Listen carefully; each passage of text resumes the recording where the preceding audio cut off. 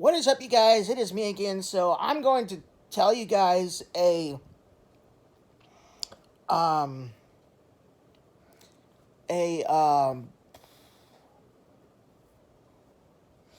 an eye-opening thing video.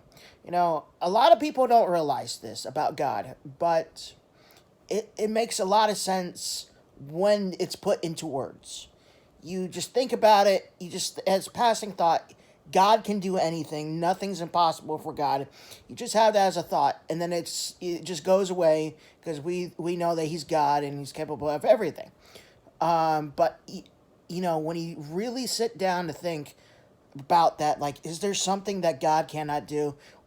Is there really something that's impossible for God to do? Like, the scriptures mention that with God everything is possible, but there are still things that are impossible for God. And I'm going to explain them here. So, yes, there are, when we sit down and think, like, God is God, or when we have the passing thought that says is God is God, and there's nothing that God can't do. God is infinitely powerful, and His powers have no limit. That is true. It is true. God is infinitely powerful. There is no limitations to His power. However, there are a couple things that God cannot do, and that are impossible for God to do. And I'm going to mention them here. Number one is sin. God is infinitely holy. He hates sin. God cannot possibly commit any act of evil.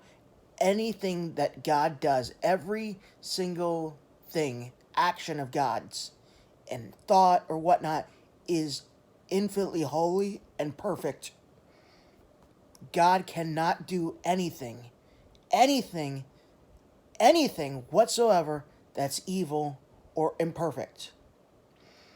He cannot do anything whatsoever that's sinful or imperfect. He's not capable of committing sin. That's why Jesus on earth didn't commit any sin whatsoever, even when He was tempted to, because He was God in human flesh. And as such, He couldn't sin.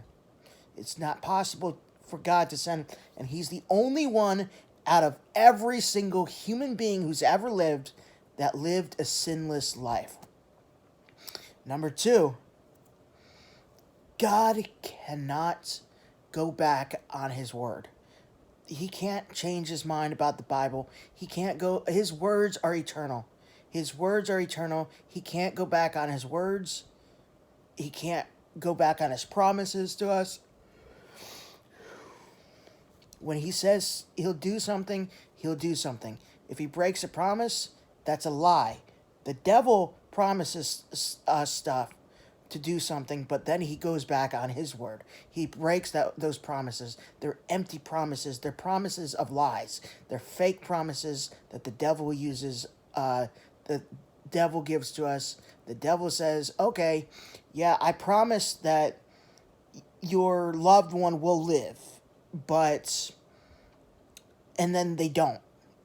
And that the devil knows that you're in a very desperate spot when a loved one of yours is dying, and he tells you that he gives you false hope. Says hope, that's hope that's saying to you, like, oh, they're going to make it through. They're going to make it through. They're going to make it through. And then when they die, you're filled with rage and everything. That was the devil giving you that false hope. But God will give you the sincerity to let you know that the person will pass, but for you to prepare yourself and to spend time with them in their final hours, preaching them the gospel, how to be saved if they're not saved already, and the whole, God cannot get a person out of hell. Once a person is sentenced to hell, God cannot get a person out of hell. God's final judgment for the wicked is final and just and righteous and holy, and perfect. But He cannot get a person out of hell.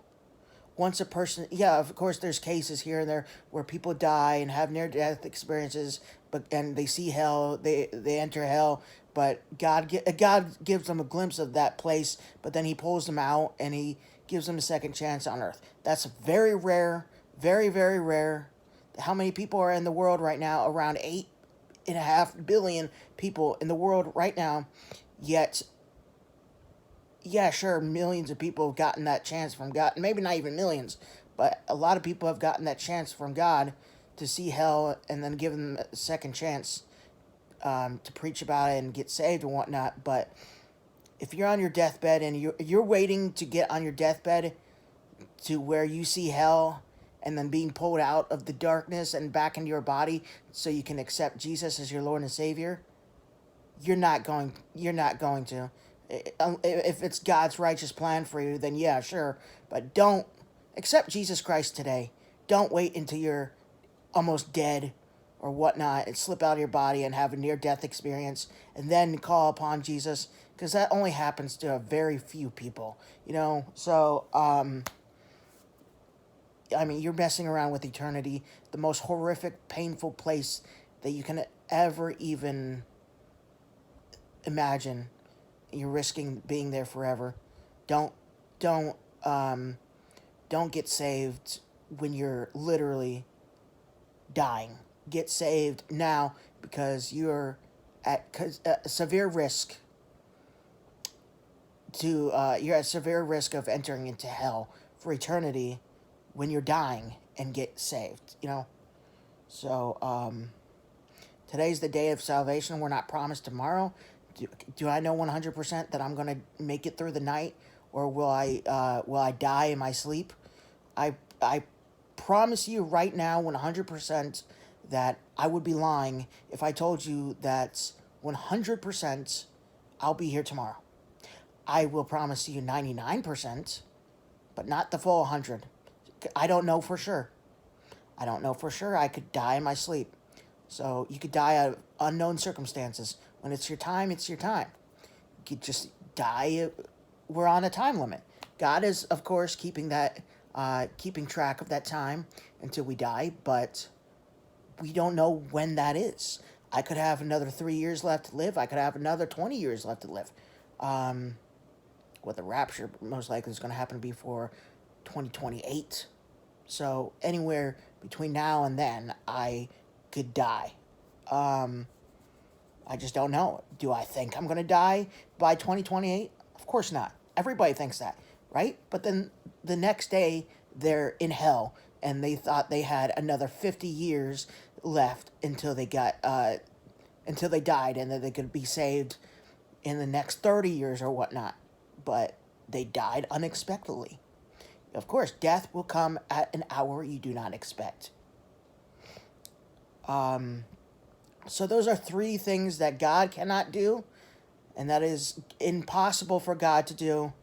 Yes, when you have the passing thought that God is God, he could do anything. Nothing is possible for God. His power is limitless. That makes sense. But when you really sit down and think about this stuff that I mentioned, you're just sitting down listening to this right now, it makes a lot of sense. Obviously, God can't sin. He's infinitely perfect. He's not evil in any way. He can't possibly, even if he wanted to, commit any act of evil whatsoever. Everything that God does, every action, thought, motive, whatever, is perfect, righteous, and holy, and loving. He can't do anything that goes against his character.